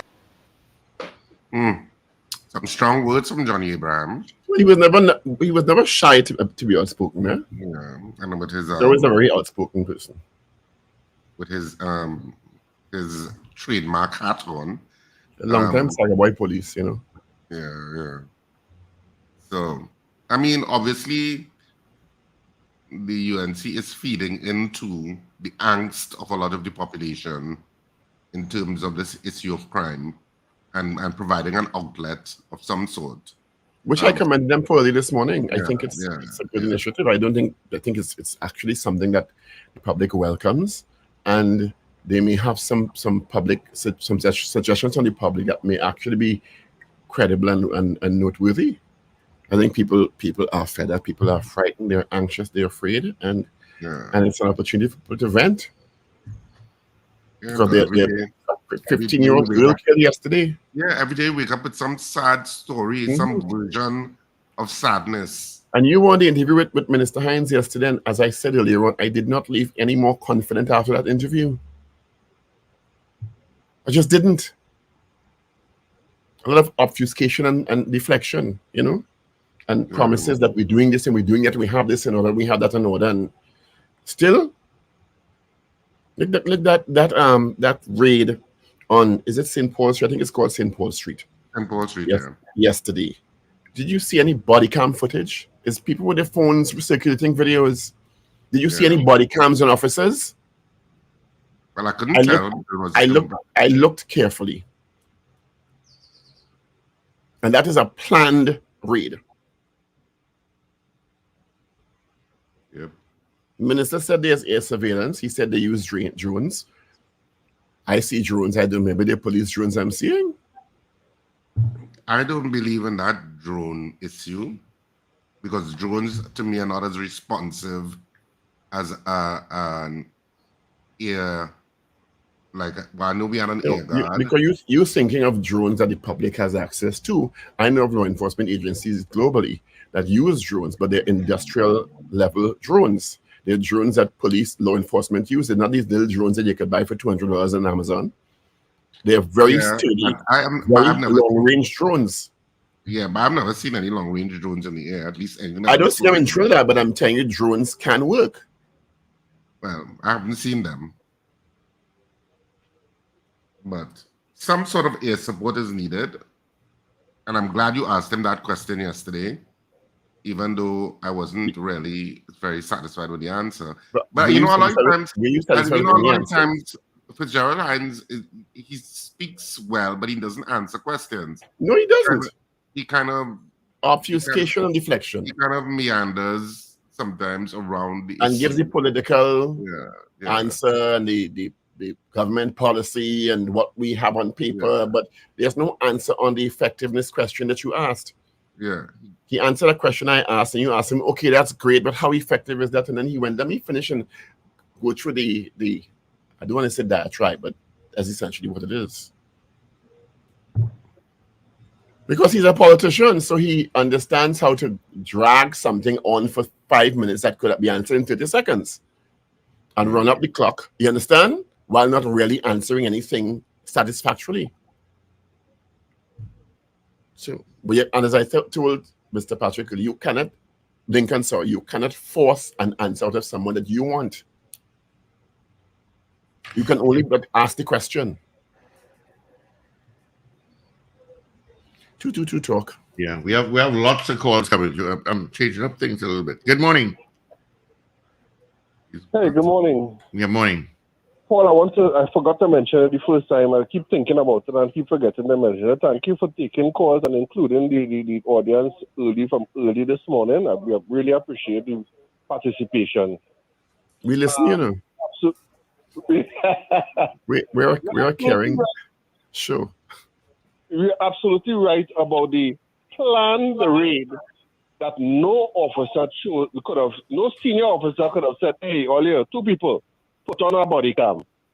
But maybe they had body cams, I just didn't see them. I was looking, I didn't see them. But maybe they had them. No, Paul, you're absolutely right. They wore none. None of them had on body cams. We don't need body cam. I get 12 videos. 12. Reference the drone. Yes. Reference the drone. I remember seeing on the news, I don't remember the organization. I don't know if it was Tobago Police or some institution in Tobago. I believe it's Tobago. They were gifted a huge industrial drone, as you mentioned. It was like probably 4 feet wide, 3 feet wide. I remember it was black. There was some defense organization that got a drone from somewhere, some donation from somewhere. So I know they have it. You're absolutely right. I want to confirm with you. They have drones, industrial drones. If they pack up in a warehouse somewhere like the body cams, that's another conversation, right? I saw drones being effectively used when the minister's son phone went missing, and that was the only time in the history of Trinidad I saw drones being used. Where you see drones when the minister's son's phone went missing? There was drone footage from that raid or exercise when they went to get back the phone. I don't remember that at all, sir. Yes, there were. No, to be fair, I don't know if the drone footage came from the TTPS drones or if it was some Mako were using their private drones, because I don't want to believe that or if it was a media house drone. I can't say, but I know there were drone footage from the scene of that whole exercise. It could be media house drone. I can't say. Let me tell you something. Do you see that helicopter Richard constantly references? I remember when I worked at CNG, we were getting to go on some operations as part of the newsroom, and before we could accompany law enforcement on these surveillance operations with the helicopter at Komodo, is it? Komodo, yeah. Yeah, we had to go on a day training. And so because you couldn't go in the helicopter if you weren't trained to. Train, yeah. On the helicopter, turn on the helicopter in emergency and all of that. So we had a whole day. We had to learn to jump out helicopter and land on old bus and motor and all kind of thing. It was drama. Right. Up and the helicopter have no doors, and they do a dead drop from 1,000,000 miles in the sky, turn off the engine and tell you this is how you turn back on the engine mid-flight, etc. Right. And the pilot took us on a flight over part of the northern range, east Trinidad. Yeah, and flew over some fields, one marijuana fields and two illegal quarrying fields. Right. And I said, why you don't go down closer? He said, because they shoot at the helicopter. Mm-hmm. I said, what? He said, well, yeah, if you go down too close. So you all know that the law, national security knows that people are shooting at national security helicopters and nobody in right there. No, let's leave them to do what they want. So I know that the helicopters would, the government is on record as saying that they were unsustainable. It's a business. Cost-wise, but I don't think anyone in this country is going to be upset if all you spend $500 million on 2 helicopters and it make a difference in the fight against crime. Once the citizenry understands the reoccurring cost to maintain, fly, pay pilots to manage a helicopter, once they're willing to but then again, we spend thanks for the information, we spend $400 million on a commission of inquiry. After that, you can't tell me Trinidad don't have no money. I don't want to hear that, entertain that conversation. You spend money at anything we want in this country. You could spend $400 million on a commission of inquiry that yielded no results. Nobody can get charged. Nobody can get arrested. Nobody can get nothing come out of that. That's just one of them. I want to hear that speech again so I could get all the figures and add up all the figures to really have an accurate amount of how much money we spend on commission of inquiries already that yielded no results, no arrest. The Guardian Express published it about 2 weeks ago. It's a couple $1 billion. Anyway, let's take some of the calls. Thank you. Yeah, thank you. Good morning. Good morning. Good morning, Steve. Good morning. Good morning, Dr. Paul, and good morning, Richard. Good morning. Good morning. You're taking a half a sip.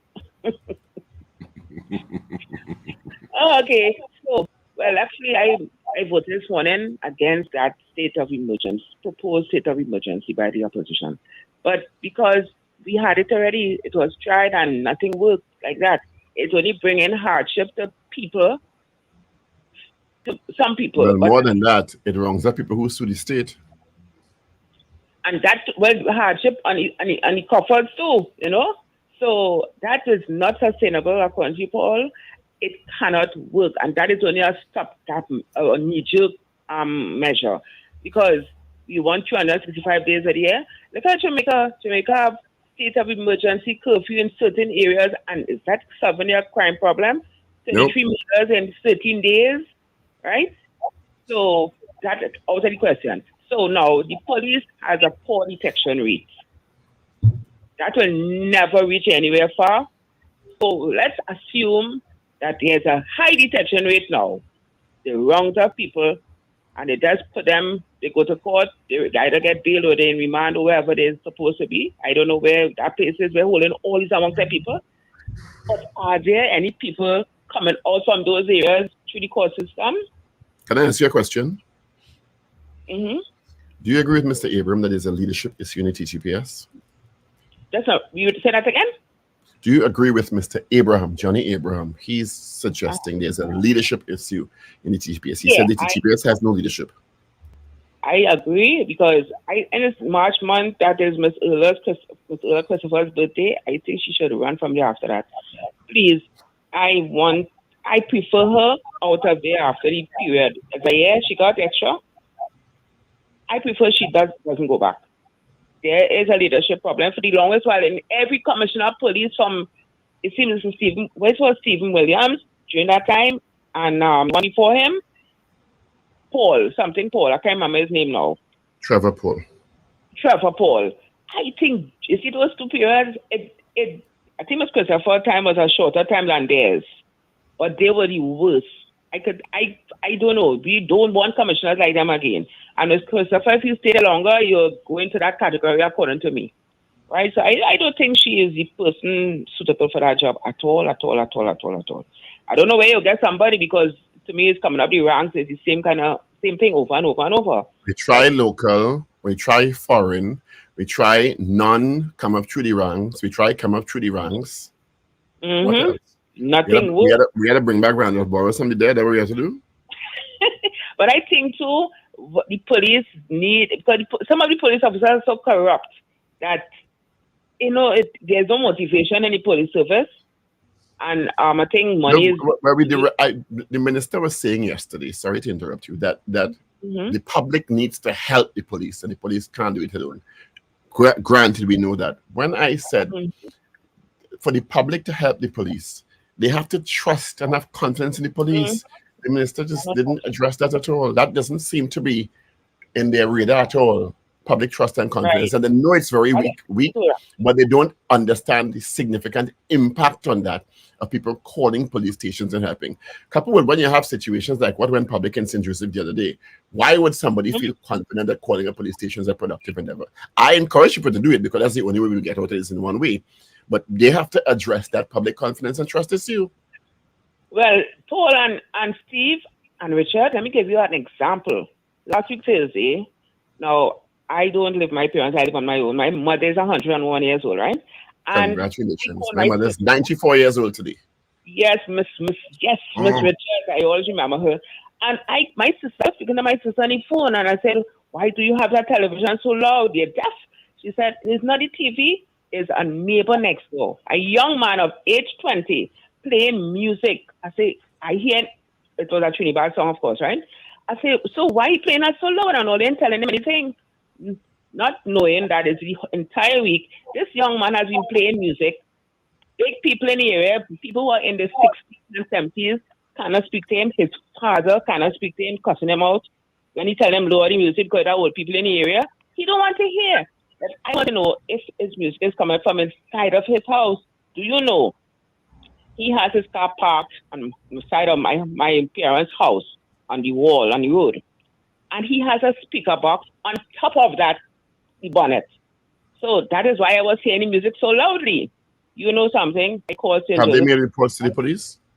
Yeah, I called that number. Here it is, sir. And nothing happens. Just nothing happens. No answer. No answer. Nothing happens. No answer. Do you know I called 999? And I told the lady, well, I didn't want to call 999 because an emergency line, but she said, no problem. Do you know, to this day, no police ever visited that young man's house? And I gave her the name and the address and everything. No police, and the noise continues. The noise continues every day. And this young man is not listening to anybody. Well, until I reach down there, I will do for him, but he is not listening to his parents. So I said, well, the police need to come and speak with him. So that's how come could we have confidence in the police when they're not answering our calls? They're not doing what they're supposed to do. St. Joseph is like walking distance to where my parents live. So what? We must continue like that. So far, let's farm order. They can't even. It's a part of them. Part of their the police is just thinking, oh, that's not something serious, so we don't have to respond to it. Not understanding that responding to it builds confidence that you are there to protect and serve with pride. Exactly. They say, oh, the police come one time, we should have some faith in them, have some faith, what is worrying about that? They're making a personal judgment call that what music? No, we have to study that. Very important. But let me tell you something, my mother is just getting agitated. She's blaming the young people and her great-grandchildren in the house for the loud music, which is not happening. So part of it too, caller, is the fact that somebody raised that inconsiderate animal of a person who doesn't care about his neighbors or anybody else, but somebody raised that, and that is part of the issue too. How people are raising children or young people, and how they are socializing, particularly young men in this country, to be uncaring, insensitive, and feel that they don't worry about nobody. I spoke to his father about it. He said, young one already I said, here, I am coming down there someday this week, and if I hear a little bit of music, you better deal with me, because I'm not going to tolerate that for the rest of this week. No one gets in trouble, No. I just know how to deal with it. I'm not going to end up in jail for stupid people. But I will be dealing with it before the end of this week. Once I talk to my sister again and she says, and I am hearing loud music, I hang up that phone and I go in there. I'm telling you. You shouldn't have to go through all of that. People should respect each other's space. No respect. And understand that you're living in a community. So, they don't care, I know someone who lives next to a bar and is constantly playing music loudly on a Friday and a Saturday especially. They have called the police. They have called the EMA. Nobody showed up yet. Nobody. And you know what happened this weekend? On Friday night, apparently overnight, wee hours in the morning, somebody fired shots in the air. Wow. Because it woke them up. And the music stopped completely. And they called the police. Not one person arrived yet. Yeah. So when a bar you could deal with in terms of their license, you could object to them getting a license when they have to renew it. That's what I told them. So you all have a wonderful day. And so Charles, if you're listening, good morning and happy birthday to you, Kat. I wouldn't be able to speak to you today. Have a good day, y'all. All right, take care. Yeah. Good morning. But that issue of reporting what are considered minor to police officers and them not dealing with it is a problem. Because that's where you build confidence. That's where you build the human relations. And the issue of some young men, as you brought up, Paul, not understanding the social construct of the society, I have to blame the education system. The education system has to also inculcate those values and rebalance it, because we can't control what's going on in your home, and whether there is a lack of training with that social construct and the social rules that we are to follow. If that's not going on in your home, we can't control that. But we can control it when you're in the school system, in inculcating those values. And the school system is important in rebalancing the gaps and I'm not so sure that it's fulfilling that role. Like I remember when you were growing up, when we were in primary school, you would have gotten lessons of if you go on a bus and there's somebody old or there's somebody pregnant, you give up your seat. You got lessons like that. I don't think those lessons are taught anymore. I don't think so. Richard, I don't think people. Thanks, Lincoln. No. I now call. Richard, to answer your question, the school system is so caught up in the curriculum. They don't have time for those extra things like anymore.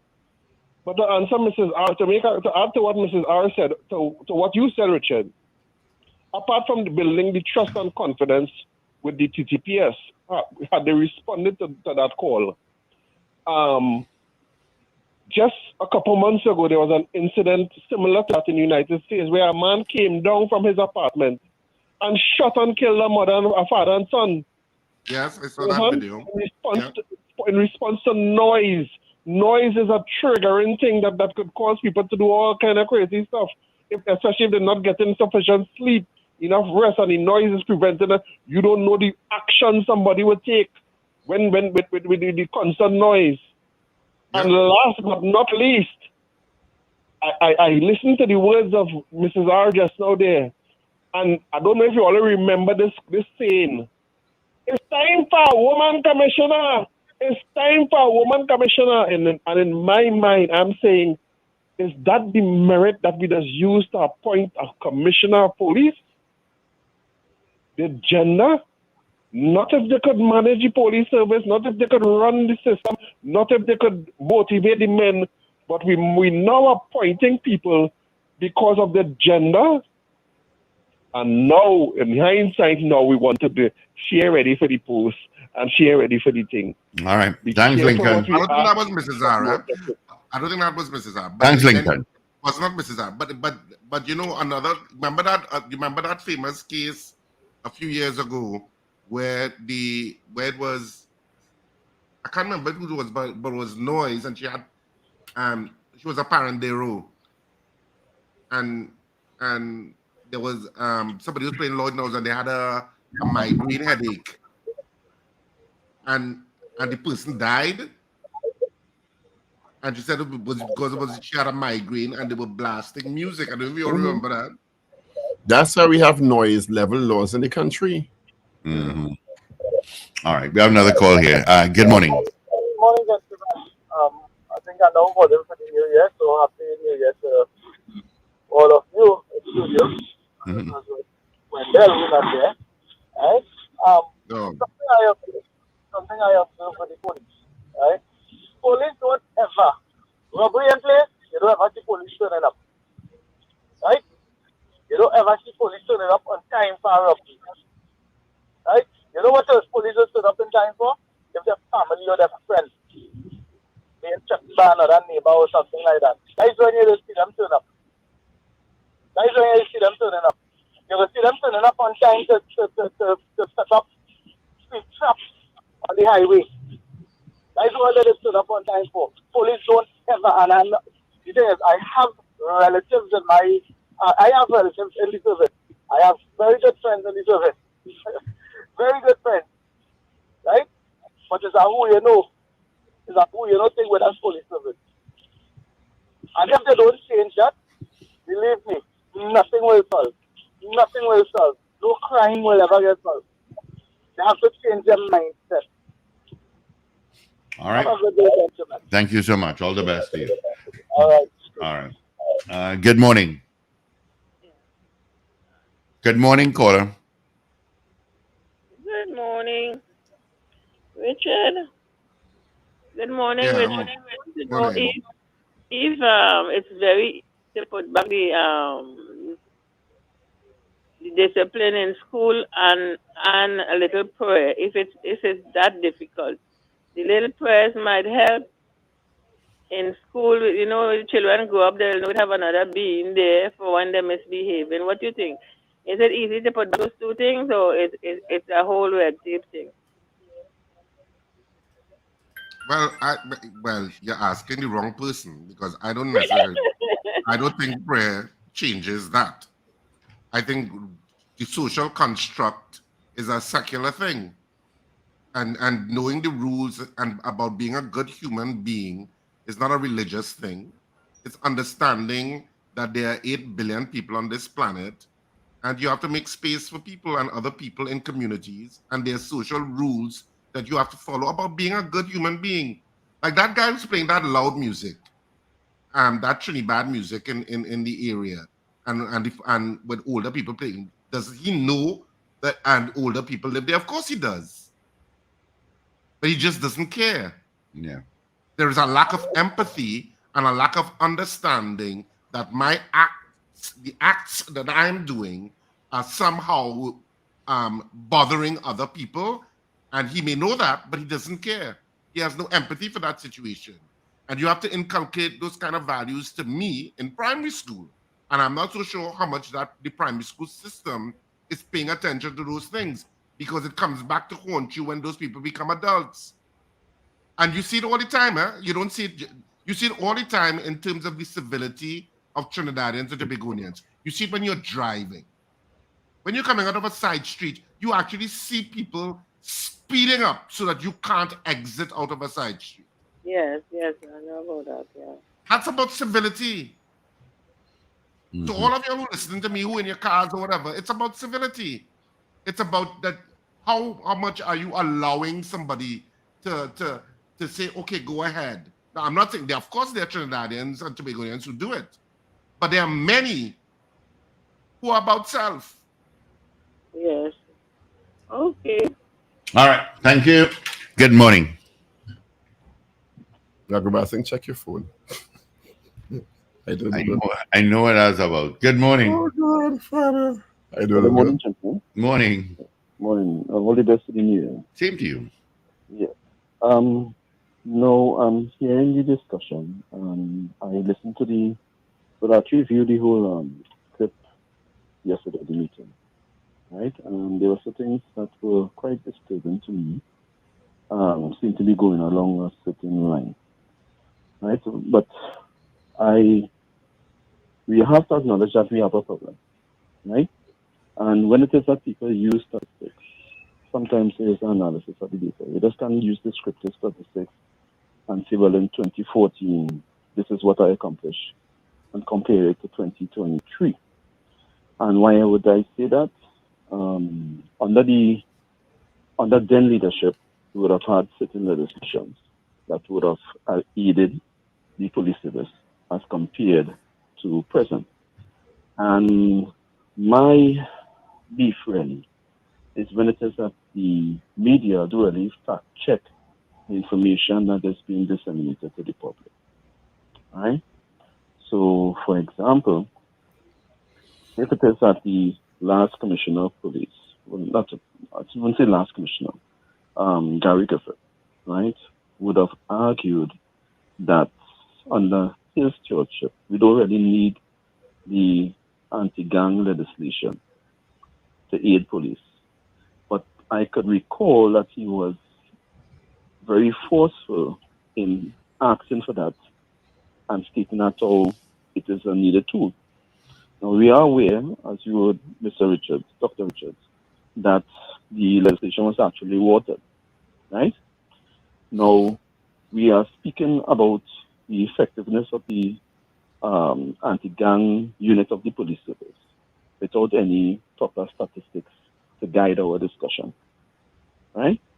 And what are the pros and the cons of it, and what are the hindrances that preventing them from performing their job, and how many of those persons were charged under the gang. But in all the discussion, I'm not hearing about the legislation in terms of how much persons, repeated offenders, have committed crime.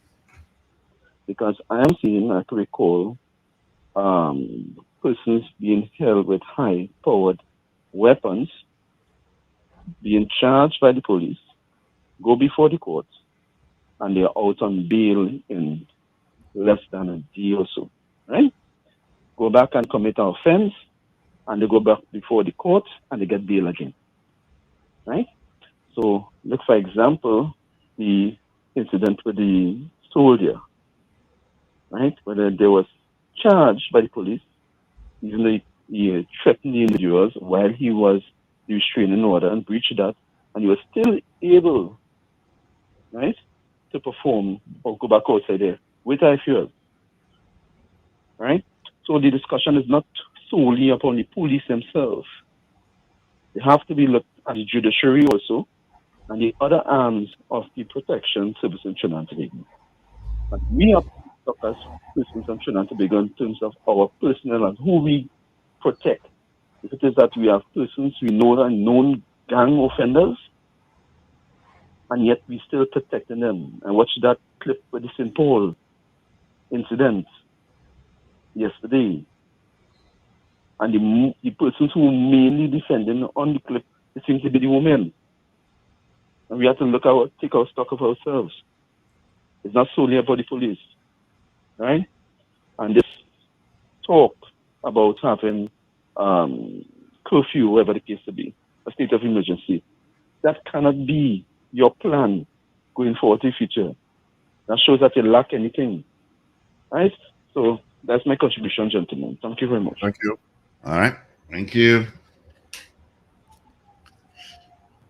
222-8255, toll-free North Americans, 866-525-1099. We take care of some of your calls. Michael across in London. Okay, Michael, you can call. He says, give us overseas a chance to call. The lines are open, Michael. You can call now. All right. Morning, Zena. You and Zena have fight chair, Colina. I miss you. I miss you, Zena.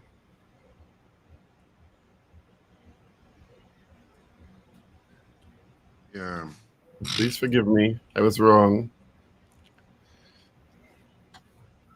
I won't do it again.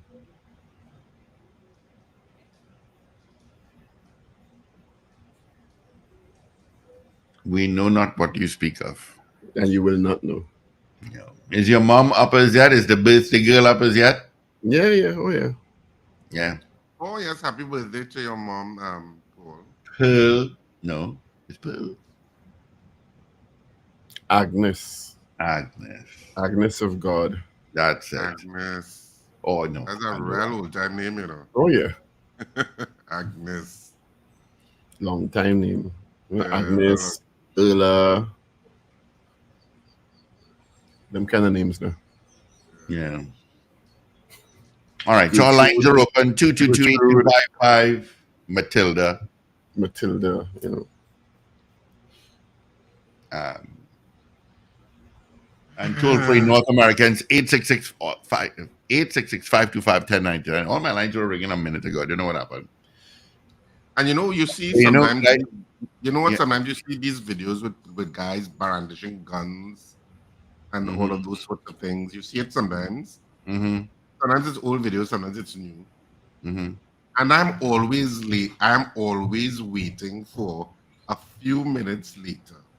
A few minutes later.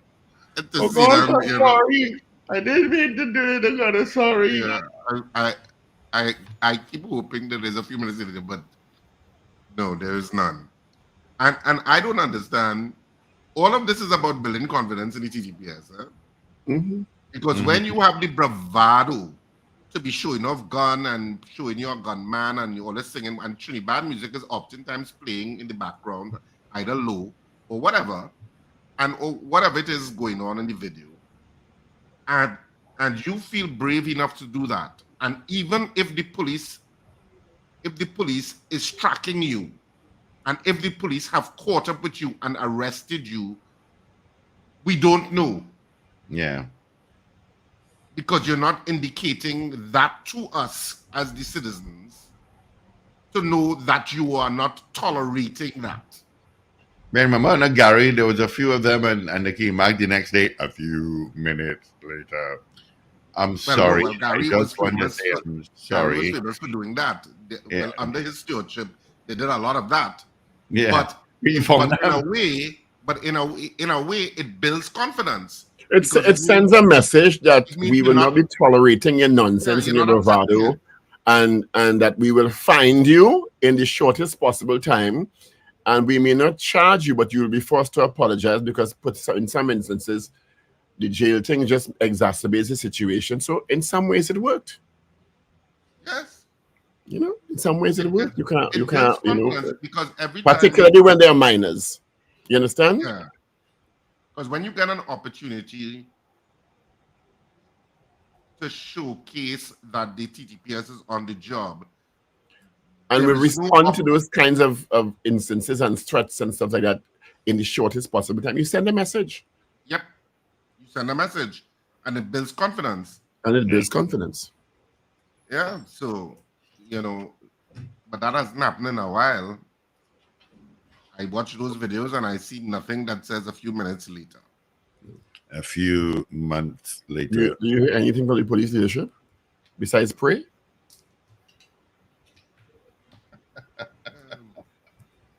That's all you hear, pray. We can't do it without God. I agree with that, but I mean, you pray alone. Good morning. Good morning, gentlemen. Welcome back. But Abudi just respond say Paul is calling a name. Good morning, CJ. But Paul is calling a name. CJ, good morning. How are you going, girl? Good morning, Paul. Good morning, Richard. Well, Good morning. Steve, good morning again. What's calling my name? Me. Who else? Who else supposed to call your name? Anybody else calling your name besides Strong, you're very upset. Two is enough. Two is enough. Beside home, you know. That's time my blanket is very warm and fluffy. My P&M blanket. All right. One of these nights, I will, when you're sleeping strong, I will drag out that P&M blanket and put the blanket over here. You wake up and see how you respond to that. You want to tell me? You want make a yellow? A yellow or blue or green? Oh, that yellow, what are you talking about? You want make a yellow fever? Not at all. No. It's good for people to miss you sometimes, man. Absent makes the heart go fonder. All right. I do agree with that. You don't? Absence makes the eyes go yonder.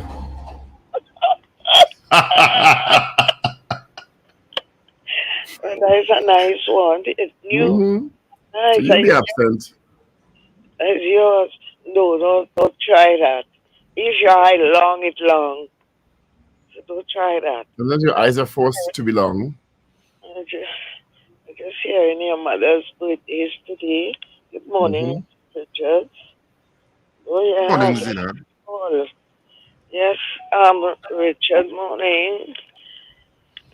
Yes, all right. Gentlemen, oh God. All you must see pong. I have to go back on all the things. I think you need to go back to sleep. It's nice. I watching some movies very, very, very late. So I sleep, but I don't think I ain't hearing only after, you know. I listen to the program after. Today's so Charles' birthday also. Yeah.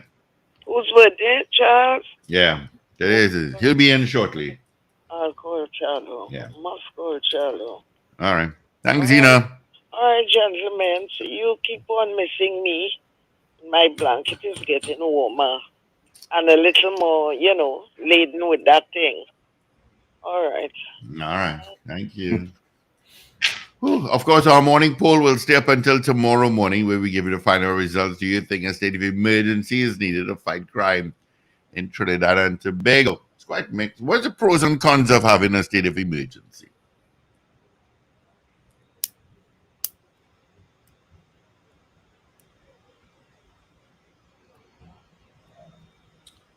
Silence. Who you asking, us? In general, I have a WhatsApp message. What's the pros and cons of having a state of emergency? It damages the economy. That's one. Economy. Sends a message of instability in your country. Mm-hmm. And that the systems are broken down where law enforcement is concerned. It's a short-term measure for extreme cases of instability. Yeah, well, Yeah, but all of the above. Mhm. It's like in France when they have all of the sometimes France has some really terrible protests. Mhm. Or there was a time in London, for example, when there were a lot of these young people, I think, looting and running Yeah. rampant throughout. And I remember looking at that situation and I'm like, why isn't the UK, because it seemed so chaotic at the time, I was like, how come they're not calling out the army? But they really don't call out the army for situations like that. No. And it Armies was for the war. police that had to deal with it, and the police dealt with it, and then they went through. Well, of course, London and major cities. Well, the UK is generally one of the most camera centric cities, Mhm. places on the planet. And they went through footage, even if you were wearing hoodies and stuff, and they They will tracked find you. down They will identify you and And- document you and go and find you. and they arrested people, and like that over kind of 90% they're accountability- arrested. That kind of accountability is what you want. But look at You don't get away. the January 6th Congress riots. They literally found every single person who entered that building. They still arrested people. and prosecuted them already. Yeah, but Paul, they're still arresting people once And names it's still come up. arresting. Yeah. Mm-hmm. Yeah, they are. And that's the kind of accountability that you need. Mm-hmm. Because that's what instills confidence Yep. in the performance of the TTPS and the performance of in the national security infrastructure of the state. Yep. Because that's the responsibility of the state. To provide a safe environment and security. Somebody's not standing by, Steve. Yep. Good morning. Good morning, gentlemen. Morning. Good morning. I don't agree with no state of emergency because it was done, it was tried already under the UNC government. Remember when the Attorney General said, lock them up and then you will find things to charge them? Gary Griffith, serious? How many gang members did they arrested and charged during that state of emergency the last few years? How many? We shouldn't be having a gang problem. That reminds me, like with the former Minister of Education, Gopi Singh. No school should be having a problem right now because he say he built 100 schools. So what Gary Griffith come in with? And when I hear this, I say, wait, they serious? And now you're talking about a state of emergency? State of emergency for them to go and sue after? All who they went and lock up, all the 500 little black boys, and they went and they sued the state? Look, Gary Griffith, just rock so with your nonsense, now, man. Rock so, right? Because you were there and you didn't make an impact. Was only talk. All he have is a set of back and no bite. Look, all you have a good day and don't upset my morning. No. To be fair I don't think anybody would agree with that statement. Julio. No, to be fair to Gary, that statement cannot be just. Gary inspired confidence in the TTPS. And he did make some like progress. You may like you him. Not, you can't. You might like somebody's personality, but you can't discount the gains that they would have made. And that, come on, really? Yeah, he did inspire confidence. Yes. In the TTPS. And I mean, you can't take that away from him, that people felt things were getting done. It was turning around. Yep. That was the in some general areas, sentiment. Even people when I talk to now say under Gary Griffith, things were better in terms of the TTPS. Mm-hmm. You felt safer. You felt that things were happening. So you can't take that away from him. Anyway, you'll have a great day. Be safe. Make someone smile and look out. Be careful out there. Have a fantastic. Just one point I wanted to make about states of emergency. Remember, state of emergencies suspend constitutional rights. Yeah? So that's also a component of it that state machinery may use. And that's what I was saying earlier on, Richard, that it's not only a lockdown. There are other mechanisms that they don't need warrants in some instances to enter houses to search and stuff like that. Yep. Because it suspends a lot of the constitutional rights at that point. Anyway, we can speak more about it later on. Anyway, have a fantastic day, whatever you do on this Tuesday morning. And remember to smile and laugh. It's good for you. Just reminding you, of course, that theater will resume just after Carnival. The ad is out. It starts on Ash Wednesday. It's called the Trinidad and Tobago Carnival Comedy Week. It'll feature Nikki Crosby and Bacchanal Bubble on Bad Behavior. Tickets will be out soon. You can check RSRR Productions Theater for further information concerning same. Have a great day. All right. Thank you, guys.